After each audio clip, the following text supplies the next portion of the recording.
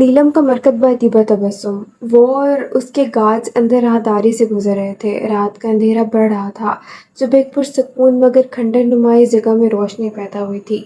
वो कैप्टन हमजा था जिसने पीटर का साथी होकर एमास प्लाजा में क़याम के दौरान ढेरों मुनाफा बख्श इंफॉर्मेशन इकट्ठी करके मेजरास को दी थी। अब इस बंदे से इसने हीरे निकलवाने थे, मगर उसे पीटर की कॉल आ गई थी। तब भी वो उसे यहीं फेंक कर चला गया था। उसे मालूम था कि जो इंजेक्शन उसे लगा वो दोबारा घंटे से पहले होश में नहीं आएगा। सर, पीटर ने सर के इशारे से उसे अंदर जाने का इशारा किया और तो वो तेजी से दरवाजे को ठोकर मारता अंदर घुसा। कैप्टन हमजा ने इससे भी बर्क रफ्तारी से फायर किया, मगर अंधेर की वजह से ज़ाया किया। इसके गार्ड ने कैप्टन हमजा को चारों तरफ से घेर लिया था। इसका पिस्टल छीन लिया। कैप्टन हमजा ने एक गार्ड से बाजू आज़ाद करते टूटी कुर्सी उसे मारी। दूसरे को भी मारने लगा था जब इत्मीनान से खड़े मिन्हाज अज़ाक ने गहरी सांस ली। I am sorry my dear enemy. था इसने अपने रिवॉल्वर का मैगजीन खाली करके अपने गार्ड से राइफल लेकर कैप्टन हमजा के जिस्म का रेशा रेशा कर डाला। गार्ड्स टॉर्च चलाए खड़े थे। इन सब की रोशनी में सुर्ख खून और दहशतनाक लग रहा था। कैप्टन हमजा की शर्ट, इसका चेहरा, इसका पूरा धड़ रंग चुका था और इसने इतनी एहतियात की थी, कितनी बसें बदल बदल कर चादर से ढांप कर खुद को आया था, मगर आज शहादत इसके नसीब में थी। वो ज़मीन पर किसी उधड़े हुए कपड़े के गुद्दे की तरह पड़ा हुआ था। जब मिन्हाज ने उसके खून से उंगलियां रंगते सीमेंट के ठंडे फर्श पर बैठकर कुछ फासले पर वही लिखा था, एमाज। वो जिस आंधी तूफान की तरह कयामत लेकर आए थे, अपना बंदा लेकर जा चुके थे। धप धप की आवाज़ इन बोसीदा पुरानी इमारतों के सीनों से टकरा रही थी। इन इमारतों से ज़्यादा वहशतनाक वो शख्स था जिसने इतनी बेरहमी सफाकी से एक वतन के रखवाले हक के राही को शहीद कर दिया था। इसकी माँ अब हर दस्तक पर इसका इंतज़ार करेगी और जब जब वो दरवाज़ा खोलेगी और सामने खाली सड़क पाएगी, तब तब इसके दिल से, इसके सीने से आह निकलेगी, एक होक निकलेगी। और सिर्फ इसे एक माँ की नहीं, हज़ारों की आहें ली थी इसने। अल्लाह ताला ने इसकी रस्सी ढीली छोड़ रखी थी। वो खुदा बन बैठा था। इसका दिल होता तो ज़रूर इस जुल्म पर कँपा जाता या मर जाता। कैप्टन हमजा की पॉकेट में मौजूद वायरलेस मुसलसल वाइब्रेट कर रहा था। मैं जरा सा भी लाइम था कि ये कोड अब ज़िंदगी भर नहीं कोई इस्तेमाल कर सकेगा। ठीक है, फिर एसपी बिलाल, आप ये इत्तला मिन्हाज को दे दें। टाइगर ने फ़ोन बंद कर दिया। पता नहीं कैप्टन हमजा कहाँ रह गया है, मुझे परेशानी हो रही है। अनस, तुम इसकी लोकेशन चेक करो। वो कोड पर कोई रिप्लाई नहीं आ रहा। वो सोफे पर बैठा लैपटॉप के साथ बहुत सी डिवाइसेस लगाए बैठे अनस से बोला, हाँ वही देख रहा हूँ, और मिल भी गई है, और लोकेशन भी कुछ ढंग की नहीं है। अनस ने कहा, चलो। बेजरास ने अपनी जैकेट उठाई और पिस्टल दूसरी ज़रूरी चीज़ें लेता रेडी हो गया, जबकि नीलम अपनी प्रैक्टिस में लगी थी। उसे कल से फिर मिन्हाज का सामना करना था। टाइगर, हो सकता है ये मिन्हाज की कोई चाल हो, या पीटर ने कैप्टन हमजा को आपके ख़िलाफ़ इस्तेमाल करना चाहो। उन्हें पता चल गया हो कि स्मगलिंग के तमाम गैंग्स की इन्फॉर्मेशन आपने दी है, वो आपका सुराग लगाने को कर रहे हैं। ये सब नीलम ने उसे रोकना चाहा तो मेजरास ने जबड़े भींचते एक कड़ी नज़र इस पर डाली और पूरी कुव्वत से ग्लास डोर बंद करता चला गया। कैप्टन नीलम, जो खुद जहरीले सांप के करीब चली गई, जिसने बम लगी कार में सफ़र किया, आज वो खौफज़दा थी तो इस जाने वाले शख्स के लिए जो उसे कभी नहीं समझ सकता था, क्योंकि उसे नहीं समझती थी। लोग अपने किए को कवर करते हैं और वो अपना नाम छोड़ जाता है। आज पूरे 1 साल 3 माह बाद इन्होंने सीमेंट के फर्श पर खून से लिखे वही हरूफ देखे थे, एम-आज़। मिन्हाज अज़ाक सिर्फ अपनी ताकत का इस्तेमाल करता था, ताकत और रुपए के नशे में अंधा। उसे नहीं मालूम था कि बुराई के इस मैदान में जिन पिल्स के ज़रिए वो खड़ा था, आहिस्ता आहिस्ता वो सब गिर रहे थे। वो अगर अक्ल का इस्तेमाल करता तो ठहर जाता और देखता यहाँ कौन आता है, मगर इसने अपना काम किया। اور اپنا نام چھوڑ دیا۔ اسے اس وقتی سہاروں پر بہت یقین تھا جو کل ISI نے ایک جھٹکے میں ڈھیر کر دینے تھے۔ وہ آدھے گھنٹے سے زیادہ کام کر چکے تھے، بس ایک چیز چاہیے تھی، منہاج کا ریکارڈ جس کی بھنک اس کے دائیں ہاتھ سے بائیں ہاتھ کو بھی نہیں لگتی تھی۔ میجراس اور انس نے آگے بڑھ کر اس لاش کو دیکھا جس کی حالت دیکھنے لائق نہ تھی۔ کلیجہ منہ کو آ رہا تھا ان کے لیے، آنکھیں پتھر سرد ہو گئی تھیں۔ کیپٹن حمزہ، میجراس نے اس کا گولیوں کے سوراخوں سے بھرا سر ہاتھ میں اٹھایا، خون کی لپاٹ سے پھل گیا۔ کیپٹن حمزہ، وہ چیخا، یار عجیب مخلوق ہے تو، کہہ رہا تھا شام کو آؤں گا، ہم چائے پر انتظار کر رہے تھے اور تم یہاں ہو، اٹھو یار اٹھو کیپٹن حمزہ اٹھو، انس چلا رہا تھا۔ ان کے 2 ساتھی پہلے بھی شہید ہو چکے تھے، غم سب کا تھا، مگر کیپٹن حمزہ کے ساتھ ایک طویل عرصے کام کرنا، اس جولے انسان کی باتیں سننا، ہنسنا، انہیں لگ رہا تھا کہ وہ اس کے بغیر نہیں رہ سکیں گے۔ ان سے یہ لاش نہیں دیکھی جا رہی تھی۔ میجراس اور انس رو رہے تھے، وہ بہت رو رہے تھے، وہ بے تحاشا رو رہے تھے۔ اتنی دردناک موت کیوں؟ اس نے مارنا تھا، نہ مار دیتا، گولیاں سینے میں اتار دیتا، کم از کم آخری وقت اس کی ماں اس چہرے کو دیکھ تو سکتی، پہچان تو سکتی۔ کیپٹن حمزہ کی موت نے ان سب کو ایک بڑا دھچکا پہنچایا تھا۔ عجیب سی سوگواری چھائی ہوئی تھی۔ کیپٹن نیلم نے آج جانا تھا مگر اس کی ہمت نہیں ہو رہی تھی۔ وہ سب جنازے سے واپس آ چکے تھے مگر وہ اب تک تیار نہیں ہوئی تھی۔ پھر میم بشرا نے اسے بہت سمجھایا تو وہ جانے کو تیار ہوئی۔ ایک دوسرے انسان کا ماسک اپنے اوپر چڑھانا کتنا مشکل ہے، یہ آج کیپٹن نیلم کو پتہ چلا تھا کہ جو آپ حقیقت میں نہیں ہو اس کی اداکاری کرنا کتنا مشکل ہے۔ وہ میجراس سے بہت مختلف تھی، اس کے 100 چہرے تھے اور وہ ایک اوپر دوسرا نہیں چڑھا پا رہی تھی۔ منہاج شیشے کے سامنے کھڑا اپنے کوٹ کا واحد بٹن بند کر رہا تھا جب اس کے دوسرے سیل فون پر SP بلال کالنگ جگمگایا۔ سر وہ لڑکی مل گئی ہے، میں ایڈریس سینڈ کر رہا ہوں، یہاں پہنچ جائیں۔ SP بلال نے اسے خوش کر دیا تھا۔ خوش تو وہ پہلے بھی بہت تھا، اب تو وہ حد سے زیادہ ہی خوش تھا۔ وہ سیل فون کوٹ کی پاکٹ میں ڈالتا تیزی سے نیچے اترا۔ ایماز پلازا کی ایک ایک چیز اسے خوش آمدید کہتی محسوس ہو رہی تھی۔ وہ SP بلال کی بتائی گئی لوکیشن پہ پہنچ گیا تھا۔ پیٹر اور اس کے 4 گارڈ ساتھ تھے۔ یہ ایک سیمینار تھا جس میں لگے ایک اسٹال پر وہ پراسپیکٹس دے رہی تھی۔ جانے والا ہر شخص اس کے ایسٹ پر رک کر وہ لے لیتا تھا۔ کچھ اسے ترہم بھری نظروں سے دیکھ رہے تھے تو کچھ اس کے حسن کو سراہ رہے تھے، مڑ کر اس شاہکار مجسمے کو دیکھتے جو کسی ماہر سنگ تراش کے ہاتھوں کا جادو محسوس ہوتا تھا۔ اسے دیکھ کر چند ثانیے کو ایماز کی سانسیں تک رک گئی تھیں۔ پتہ نہیں اس میں کیسی کشش تھی، کیسا مقناطیسی سلسلہ تھا کہ وہ سامنے آتی اور وہ بے بس پتلا بن جاتا تھا۔ دل ایک دم چاہتا تھا کہ عام لوگوں میں شمار ہو جائے، ایک الگ دنیا بسا لے۔ وہ اسٹال پر رکا اور انگلیاں لکڑی کی سطح پر بچھے سفید سلکی کپڑے پر بچھائیں۔ اس نے پراسپیکٹس آگے بڑھایا جسے تھامنے کے چکر میں وہ اس کے ہاتھ پر اپنا ہاتھ رکھتا، اپنے مخصوص کھمبیر اور جان لیوا انداز میں گویا ہوا، ہیلو ملکہ۔ کیپٹن حمزہ کے حادثے کے بعد اسے اس شخص سے دنیا میں سب سے زیادہ نفرت محسوس ہو رہی تھی۔ تو تم؟ اسے خوفزدہ پتھرائی نظروں سے آس پاس دیکھا۔ کاش تم مجھے دیکھ سکتی کہ آج میں تمہیں دیکھ کر کتنا خوش ہوں، وہ سرگوشیوں میں بول رہا تھا۔ نیلم نے اپنا ہاتھ کھینچا، پراسپیکٹس میز پر کر گیا۔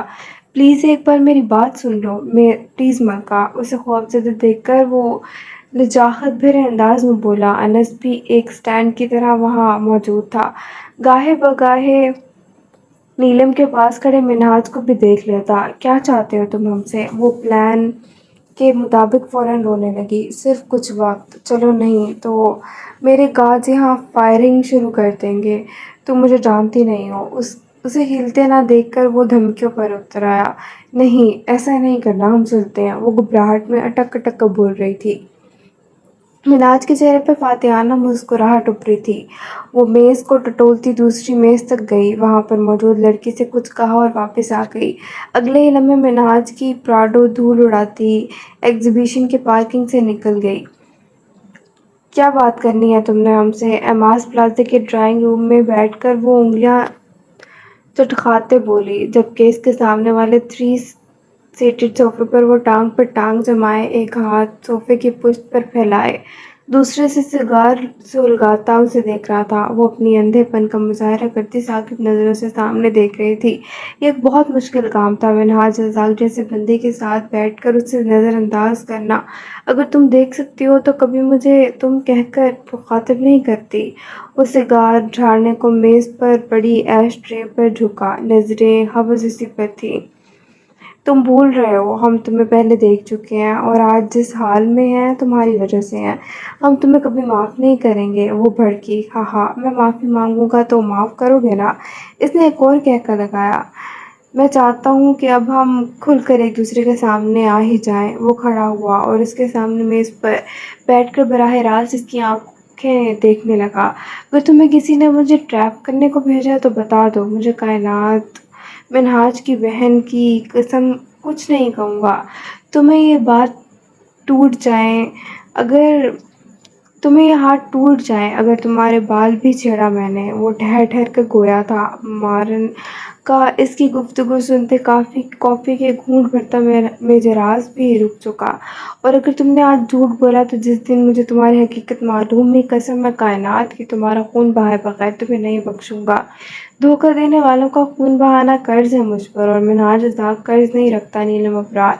इसके लहजे में चट्टानों की सी सख्ती दर आई। सरदबूरी निगाहें अपने हर बात के सच बोलने का हल्फ उठा रही थी। पहली बात तो मैं यहाँ किसी ने नहीं भेजा, बल्कि तुम खुद लाए हो। पहले भी तुम ही लाए थे।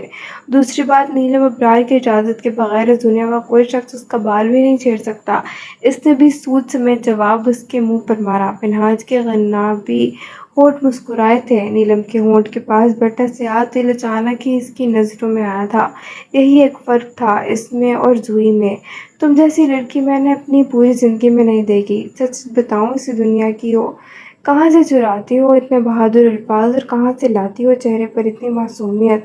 वो उसके थप्पे थप्पे चेहरे को देख रहा था। फजूल बोलते हो तुम, बहुत फजूल।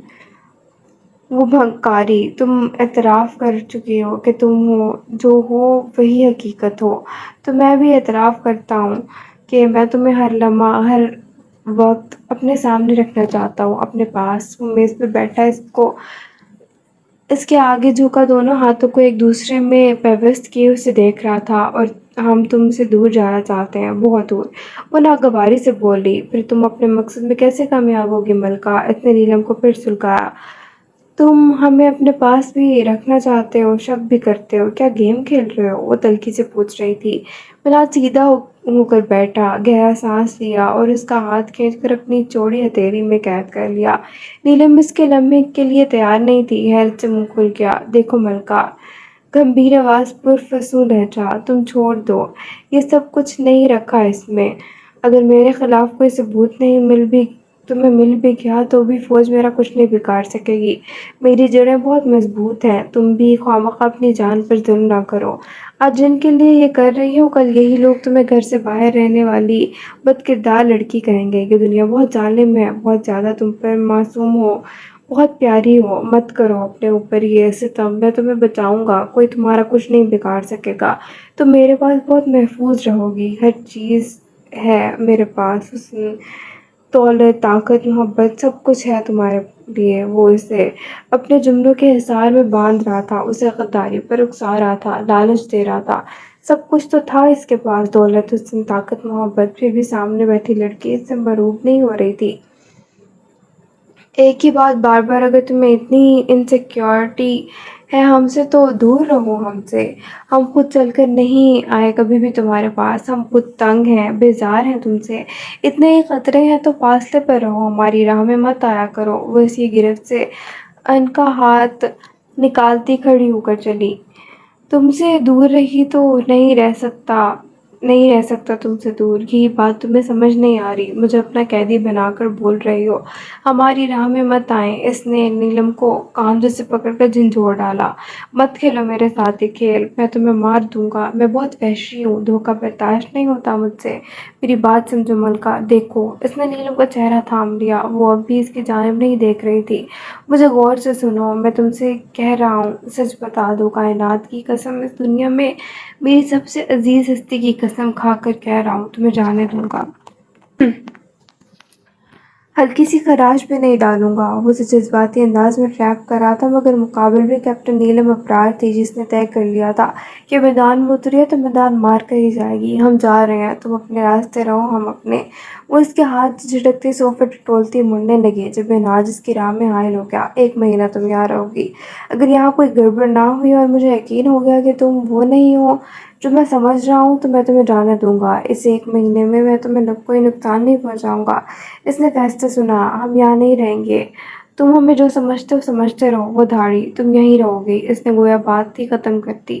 اس میں ہی کیپٹن نیلم کا فائدہ تھا کہ وہ مزید بحث نہ کرتی، اتنی بحث اسے سچا ثابت کرنے کو بہت تھی۔ کیپٹن نیلم، آپ کا کام اب صرف منہاج کی لائبریری اور لیپ ٹاپ کا ریکارڈ حاصل کرنا ہے، بس۔ بلوچستان کا مشن بھی مکمل ہو جائے گا 1-2 مہینے میں۔ ہمارے سارے ایجنٹس را کے آفیشلز کا بھروسہ جیت چکے ہیں۔ انہوں نے امداد بلوچ کو ساری غلط انفارمیشنز دی ہیں جس کی بنا پر وہ یہاں ہر کام الٹا کر رہا ہے۔ کل رات بھی میں نے اس حملے کر کے اسے زخمی کر دیا اور امداد بلوچ کی تمام انفارمیشن ہمارے ایجنٹس را کو غلط بتاتے گئی، جس کی بنا پر وہ امداد بلوچ سے بہت نالاں نظر آ رہے ہیں، اور امداد بلوچ اب اتنا لاچار اور اکیلا ہو چکا ہے کہ اس کا انڈیا واپس جانا ناممکن ہو گیا ہے۔ جلدی میں اسے گرفتار کر لوں گا، بس ایجنٹ آکاش کو اس کے ذریعے باہر نکلوانا ہے۔ آج 3 دن بعد ان کا رابطہ ہو رہا تھا۔ وہ اسے ساری صورتحال بتا رہا تھا۔ اور میں اور کیپٹن نیلم نے پوچھا، ہیرو کی سمگلنگ کے سارے گینگ پکڑے جا چکے ہیں جو رہتے ہیں، وہ ریکارڈ میں ایویڈنس سمیت شامل ہو چکے ہیں۔ اب رہ گیا تو میورک اور پیٹر۔ میورک کو اس لیے گرفتار نہیں کر رہا کہ اس کا اصل پلان پتہ لگ سکے، اور پیٹر کو منہاج کے ساتھ ہی پکڑیں گے۔ اس نے بتایا، آپ سب نے تو اپنے اپنے حصے کا کام ختم کر لیا۔ اس کے لہجے میں مایوسی تھی۔ صرف وہی تھی جس پر ان کے مشن کی آخری کڑی لگی، جہاں آ کر چین بند ہونی تھی، اور وہی اب تک سست تھی۔ مگر یہ بھی حقیقت تھی کہ سب سے خطرناک دشمن سے سب سے نازک کارکن کا سامنا ہوا تھا۔ آپ نے بلیک اسٹار کی لائبریری تک رسائی حاصل کرنی ہے۔ اس کا لائبریری کا ڈیٹا چاہیے سارا، اس کے لیپ ٹاپ پر پرسنل سیل فون کا بھی، اور یہ کام صرف آپ کر سکتی ہیں کیپٹن نیلم۔ اسے سمجھایا، ہمیں وہ ڈیٹا ہر حال میں چاہیے۔ آپ کا بس یہی کام ہے۔ میورک کے لیے میں کسی نئے بندے کو استعمال کرتا ہوں، اس کو آپ چھوڑ دیں۔ بس منہاج کی لائبریری تک پہنچ جائیں۔ ڈیٹا تو ہم حاصل کر ہی لیں گے میجر راس، مگر اس ڈیٹا کو ہم سے حاصل کرنے کے لیے آپ کو ایڑیاں رگڑنی پڑیں گی۔ اپنی محبت کی، اپنے جذبوں کی توہین ہم نہیں بھولیں گے۔ اس کے دماغ میں ایک بار پھر میجر راس کے الفاظ گھامنے لگے۔ اس کا نفرت و حقارت سے پر چہرے نے آج بھی نیلم کو تکلیف میں مبتلا کر دیا تھا۔ ہیلو آکاش، میں لکی، مجھے تم سے ملنا ہے۔ ایجنٹ آکاش اٹھا اور اپنے روم کا دروازہ کھول کر آس پاس دیکھنے لگا، پھر واپس آیا۔ تم نے مجھ سے رابطہ کیوں کیا؟ اس نے جھنجھلاتے ہوئے پوچھا۔ تمہیں منع بھی کیا تھا کہ تم اپنے مشن پر ہو اور میں اپنے مشن پر۔ وہ غصہ ہو رہا تھا۔ یار میری بات تو سن لو۔ امداد بلوچ نے پھولی سانسوں کے مابین کہتے درخواست کی، جلدی بولو۔ اس نے احسان کیا، مجھے انڈیا واپس جانا ہے۔ وہ بہت مشکل سے بول رہا تھا۔ تو میں کیا کروں؟ صاحب کا لہجہ حوث برقرار تھا۔ میری مدد کرو، میرے سارے بندے بھارت جا چکے ہیں، میری رہائش گاہ پر حملہ ہو گیا ہے، میں بہت زخمی حالت میں ایک ویران جگہ پر پڑا پانی کو ترس رہا ہوں۔ ناراض بلوچ تنظیمیں فوج گرفتار کر چکی ہیں۔ را کہہ رہی ہے کہ میرے بھیجے بندے ایک ایک کر کے غائب ہو چکے ہیں، اور بھیجی گئی کوئی انفارمیشن ان بندوں نے ہیڈ کوارٹر تک نہیں پہنچائی، بلکہ چند اعلیٰ حکام کی میزیں صاف کر چکے ہیں۔ ہمارے ادارے کی چند حساس انفارمیشن رکھنے والے فائلز گم ہو چکی ہیں، غائب کر دی گئی ہیں۔ میری غلطی کی سزا میں مجھ سے ہر رابطہ قطع کر دیا ہے۔ تم ہی میرے یہاں سے نکلنے میں مدد کرو۔ شاکر بھی غائب ہو چکا ہے، مجھے لگتا ہے وہ ISI کے ہاتھ چڑھ چکا ہے۔ اس نے ٹھہر ٹھہر کر لمبے لمبے سانس لے کر بات مکمل کی تھی۔ اگر یہ سب ہوا ہے تو تم نے مجھ سے رابطہ کر کے مجھے بھی خطرے میں ڈال دیا ہے۔ میں کل آتا ہوں، پھر مل کر ہیڈ کوارٹر سے مدد مانگتے ہیں۔ ایجنٹ آکاش نے اسے تسلی دی۔ سر ایجنٹ آکاش کا اور امداد بلوچ جو خود کو لکی کہہ رہا تھا، ان کا رابطہ ہو چکا ہے۔ کل ملنے کا پلان ہے۔ میجر راس نے منصوبے کے تحت وہ لوگ آپس میں رابطہ کرنے والے تھے، اور انہوں نے کر بھی لیا تھا۔ میجر راس کو کامیابی صاف نظر آ رہی تھی۔ سردی بڑھ چکی تھی، نیا سال چڑھ چکا تھا۔ مناج نے اس کا سامان ہاسٹل سے منگوا لیا تھا۔ وہ بھی شال لپیٹے حماس پلازا کے لان میں آتش دان کے آگے بیٹھی تھی۔ آتش دان اسے ایک گارڈ نے جلا کر دیا تھا۔ آگ کی تپش اس کے چہرے پر پڑ رہی تھی۔ رات کے اندھیرے میں آتش کی نارنجی شعاعیں اس کے چہرے کے حسن میں اضافے کا سبب تھیں۔ ٹیل پونی اس کی کمر پر جھول رہی تھی۔ وہ بہت دور پلازا کے داخلی دروازے سے ٹیک لگائے ہاتھ میں سگار لیے، ایک ہاتھ پینٹ کی پاکٹ میں ڈالے کھڑا اسے دیکھ رہا تھا۔ وہ چلتا ہوا آگے بڑھنے لگا اور دوسرے پتھر پر بیٹھ گیا۔ نیلم اس کی موجودگی محسوس کرتی کڑھ کر رہ گئی۔ ستم تو یہ تھا کہ وہ میجر راز کی طرح اپنی ناگواری ظاہر نہیں کر سکتی تھی، ورنہ اس کا بس چلتا اس شخص کے چہرے پر تھوک دیتی، بھی چوراہے پر الٹا لٹکا دیتی اور ہر اس شخص کو بلاتی جس کے عزیز اس کی درندگی کا نشانہ بنے اور کہتی کہ اسے سنگے مار مار کر ہلاک کرو۔ ہر پتھر سے کہتی کہ اتنی زور سے اس پر برسو کہ اسے تم ایک پہاڑ جتنے محسوس ہو۔ اتنی خاموش کیوں رہتی ہو تم؟ میرا دل چاہتا ہے تمہاری آواز سننے کو، تم سے باتیں کرنے کو۔ وہ اپنے شوز کی نوک سے گھاس اکھیڑتا کچھ ڈسٹرب نظر آ رہا تھا۔ نیلم بے یہاں آتے ساتھ اس سے بات چیت تقریباً بند رکھی تھی۔ تم میرے لیے دو لفظ نہیں بول سکتی؟ میجر راس نے اپنے سیل فون میں منہاج کی آواز سنی۔ وہ اسکرین پر دیکھنے لگا۔ تمہیں یاد ہے تم غلطی سے میرے کاج کی کار میں بیٹھ کر آ گئی تھی؟ میں نے تمہیں اپنا قیدی بنا لیا تھا، مجھے اپنے قیمتی ہیرے تم سے وصول کرنے تھے، مگر تم تو میرا دل بھی لے کر فرار ہو گئی۔ میں ایک نقصان کی بھرپائی نہیں کروا پایا تھا کہ تم میرا سب سے قیمتی نقصان کر گئی۔ وہ اب بھی کھوئے ہوئے لہجے میں بول رہا تھا۔ ہم نے کبھی تمہارا نقصان نہیں کیا، نقصان تو تم نے ہمارا کیا ہے ہمیشہ۔ ہم سے ہماری آنکھیں چھین لی تم نے، سارے اندھے اور ویرانیاں سونپ دی۔ وہ نم لہجے میں بولی۔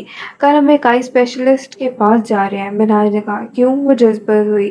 تمہاری آئیز چیک کروانے۔ وہ اطمینان سے سگار شعلوں کی نظر کرتا اس کی آنکھوں میں دیکھتا بولا۔ ہم نہیں جانا چاہتے۔ وہ نفی میں سر ہلانے لگی۔ تمہیں تمہاری آنکھوں کی خوبصورتی، ان کا حسن ویسے ہی واپس دلانا چاہتا ہوں۔ اب اٹھو، سردی بڑھ رہی ہے۔ اس نے نیلم کو بازو سے پکڑ کر کھڑا کیا تو اس نے غصے اور نفرت سے اسے اپنا بازو کھینچ لیا۔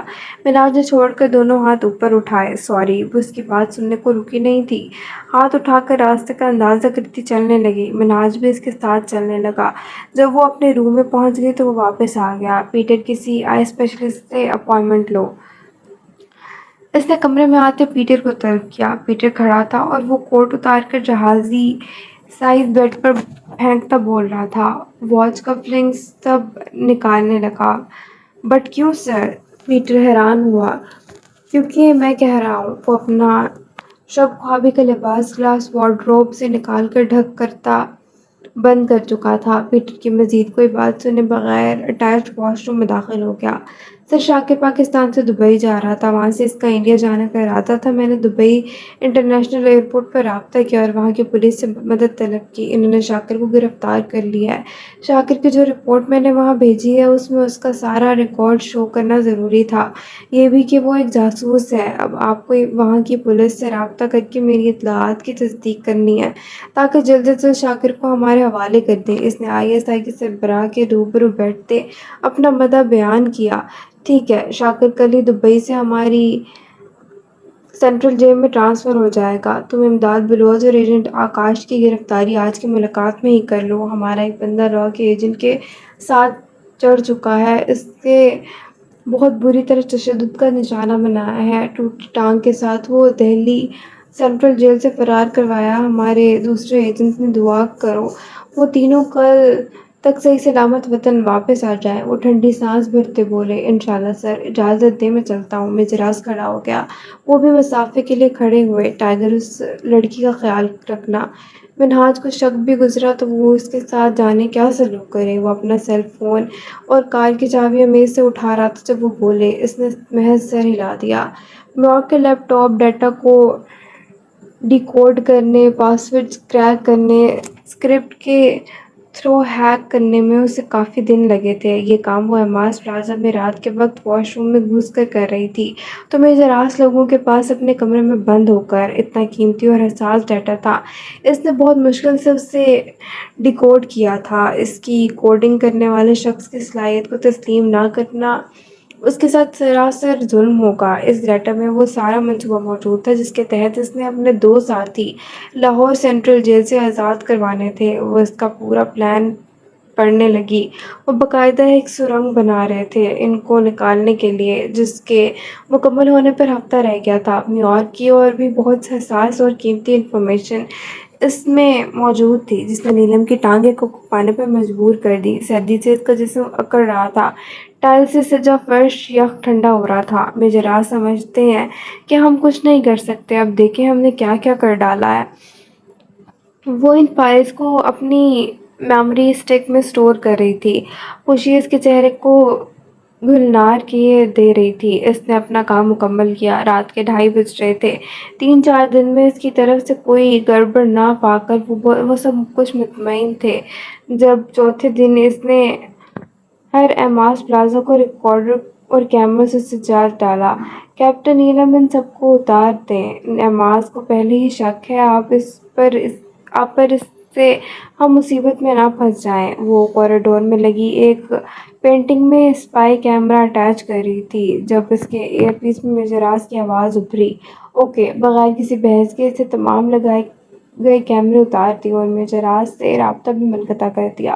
اب اسے اپنے پلان کا ایک خاص حصہ مکمل کرنا تھا۔ اس نے نیویارک کے کمرے میں جھانکا۔ وہ آج کلب گیا تھا تو اس کا کمرہ کیپٹن نیلم کو خالی ملا تھا۔ اسے پہلے ہی پتہ تھا کہ روم فری ہے۔ اندر داخل ہو کر اس نے آڈیو لسننگ بگ ڈیوائس ایک بیڈ کے ڈرا کے شیشے پر پڑے شو پیس میں چھپا دی تو دوسری صوفوں کے درمیان ایک الماری کے پاس کمرہ بہت بڑا تھا، اسی لیے 3 ڈرائیوز استعمال کرنی پڑیں۔ اسپائی کیمرے بھی اس نے لگا دیے تھے اور اب اپنے کمرے کی جانب جا رہی تھی جب آگے چلتا ایک گارڈ دکھائی دیا۔ نیلم پلر کی اوٹ میں ہو گئی۔ وہ چونکا ہوا مڑا اور پلرز کے قریب آیا۔ اس نے نیلم کو دیکھا تو نیلم نے ایک مکہ اس کی آنکھ پر اتنے زور سے مارا کہ وہ بلبلا کر گر پڑا۔ اس سے پہلے کہ اس کے منہ سے کوئی آواز نکلتی، نیلم نے اس کی گردن اور سینے کے درمیان پریشر پوائنٹ کو دبایا۔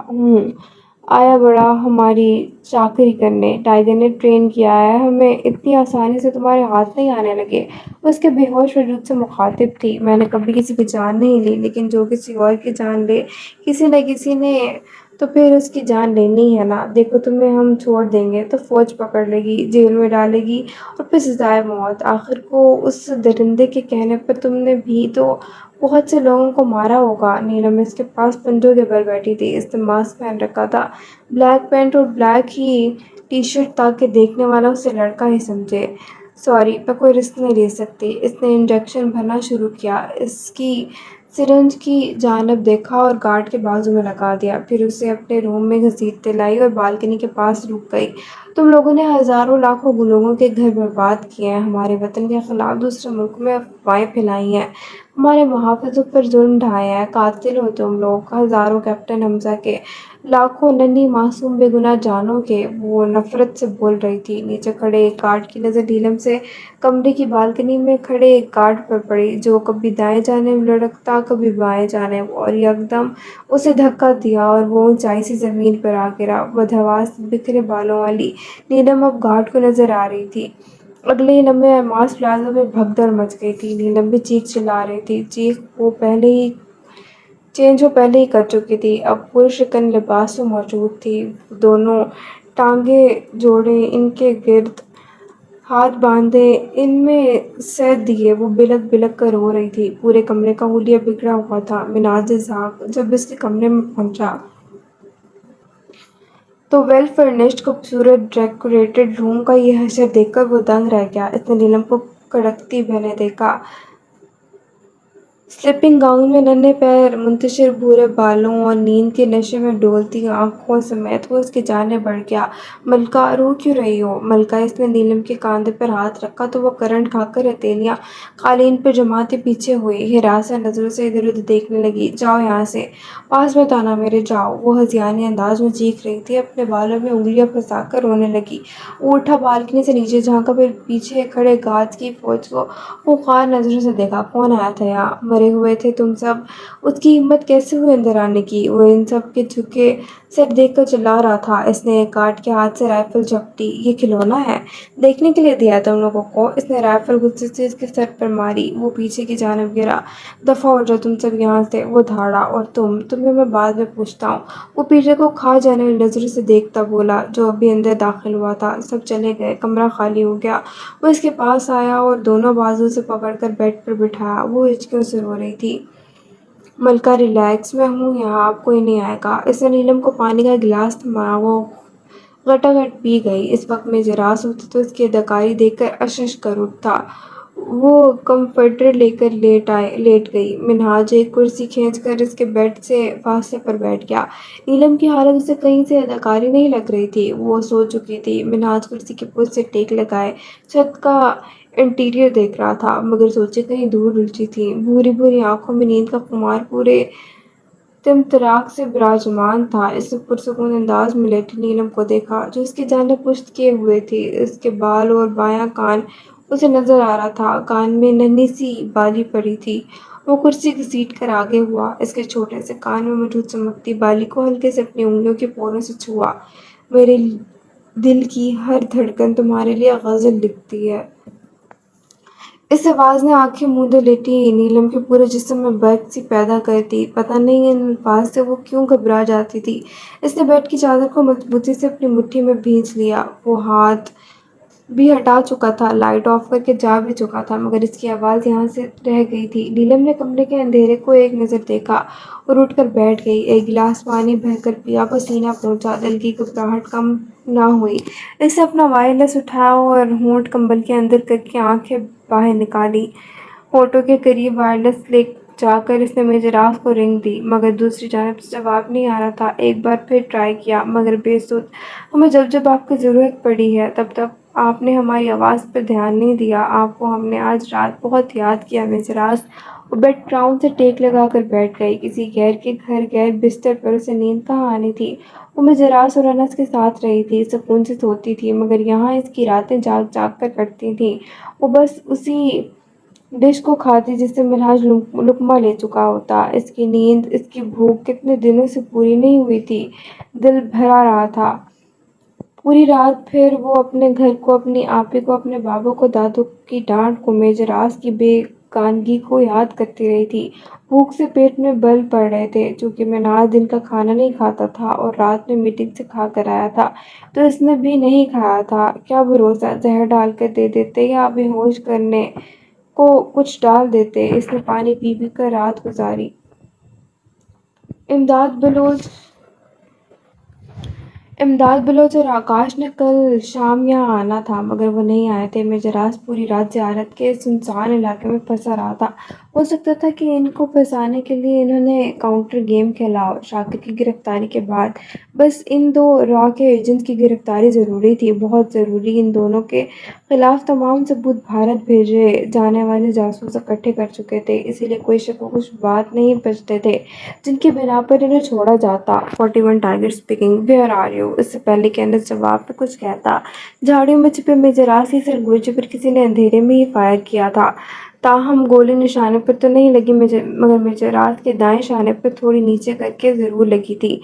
वो इस हमले के लिए तैयार नहीं था। इससे दर्द के मारे ज़ोर से अपने शाने को थामा और पलट कर वार किया। जवाबन एक और गोली आई और इसकी पसली के पास लगी।